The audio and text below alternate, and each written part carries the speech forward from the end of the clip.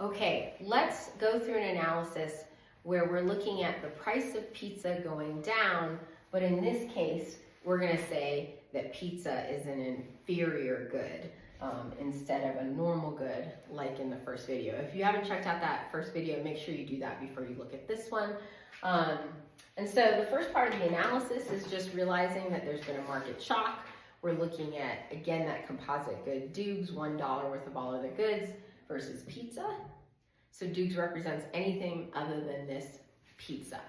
And so we're initially at point A, P naught is what we're consuming, and U naught is our level of utility. That's our indifference curve. And so, and we're on BC naught, let's go ahead and label that. So let's go through the analysis where there's a price decrease. Again, if you're struggling with that, there's a video on looking at how to maneuver budget constraints in the face of different market shocks. But what we know is that if we spend all our money on Dukes, we can't get any more Dukes when the price of pizza goes down. But if we spend all our money on pizza, you can indeed get more pizza than you did before if you spent all your money on pizza. And so we're gonna go ahead and rotate this budget constraint out and call this BC1. And now I need to analyze where the consumer will be at the end of the day. And to do that, I need to introduce substitution and income effects. Now what's interesting is the substitution effect, because it's the law of demand in action, will act the same regardless of whether or not it's a normal or inferior good. So if you're looking at these two videos where we treat pizza like a normal good versus now when we're treating it like an inferior good, you'll notice that the substitution affect the analysis and the outcome is exactly the same. And so as the price of pizza goes down, you would predict, the law of demand would tell you that consumption would go up. And so how you demonstrate that, again, is you take your see-through ruler and you're trying to find point C. Point C represents the amount you would choose if you were forced to stay on U naught in this case. So you're going to U naught, but you face the new prices. And so I'm gonna take my ruler, I'm gonna line it up with BC1. And in this case, I'm shifting it back. In the case of a price increase, I'm shifting it out. In this case, I'm shifting it back until I come to a point of tangency. For me, that looks like it's about right here.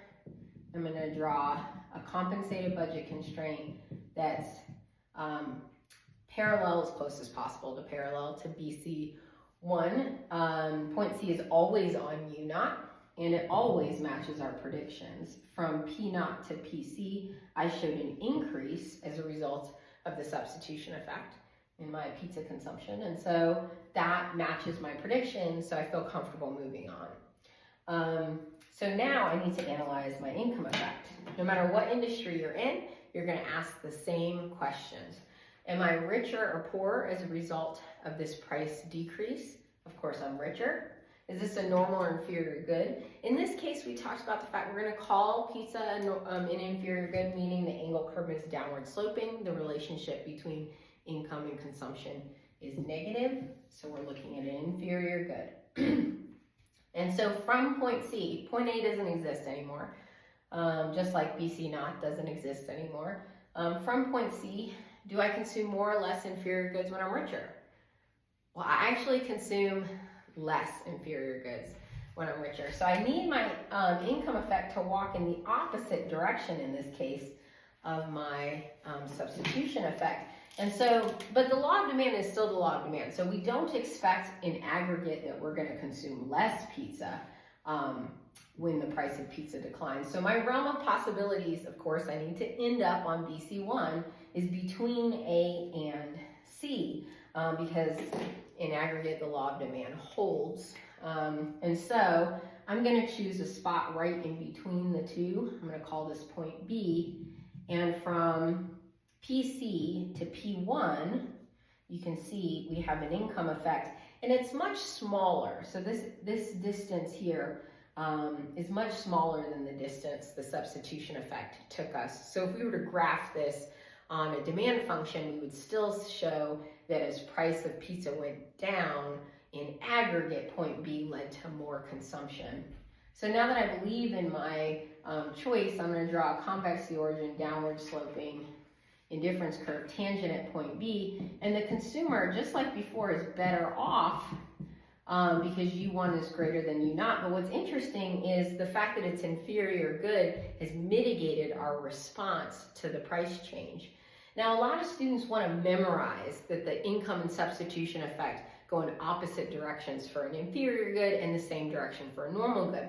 Now, that works when you're talking about a good like pizza or gasoline, like a physical commodity. Where it does not work is when it comes to our choices between how much we work and how much we play. So those leisure labor diagrams, they don't work that way, and you'll have to use this analysis to get through that market shock. And there's some videos on that that you can refer to, so make sure you check those out. And that's when wages change, how do we respond?